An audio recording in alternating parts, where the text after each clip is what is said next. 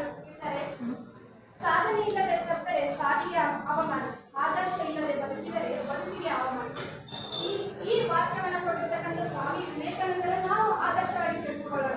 ಅವರ ಮಟ್ಟಕ್ಕೆ ಬೆಳೆಯದೆ ಆಗದೆ ಇದ್ದರೆ ಹೊರತು ನಾವು ಒಂದಿಷ್ಟು ಸ್ವಲ್ಪ ಮಟ್ಟಿಗೆ ಆದರೂ ಕೂಡ ನಮ್ಮ ಜೀವನದಲ್ಲಿ ಆಧ್ಯಾತ್ಮಿಕವನ್ನು ಅಳವಡಿಸಿಕೊಳ್ಳೋಣ ಅಂತ ಹೇಳೋಣ.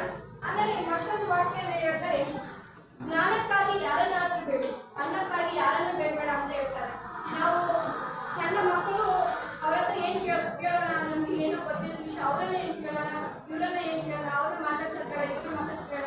ಈಗ ಕ್ಲಾಸಲ್ಲಿ ಒಬ್ರು ಟಾಪರ್ ಇದ್ರೆ ಅವ್ರನ್ನ ಮಾತಾಡ್ಸೋದ್ ಬೇಡ, ಅವ್ರ ದಡ್ಡನ್ನ ಮಾತಾಡ್ಸೋದ್ ಬೇಡ, ಈ ರೀತಿ ಭೇದ ಭಾವ ಮಾಡೋದ್ರ ಬದಲಾಗಿ ಯಾವ ವಿಷಯ ಯಾರಿಗೆ ಗೊತ್ತಿರುತ್ತೆ ಮೊದಲು ತಿಳ್ಕೊಳ್ಳೋದಕ್ಕೆ ಪ್ರಯತ್ನ ಪಡೋಣ. ನಂತರದಲ್ಲಿ ಅದನ್ನ ಬೆಳೆಸಿ ಜ್ಞಾನವನ್ನ ನಾವು ವೃದ್ಧಿ ಮಾಡ್ಕೊಳ್ಳೋಣ ಅಂತ ಸ್ವಾಮಿ ವಿವೇಕಾನಂದ ತಿಳಿಸ್ತಾರೆ. ಈ ಮಹಾನ್ ವ್ಯಕ್ತಿಗಳ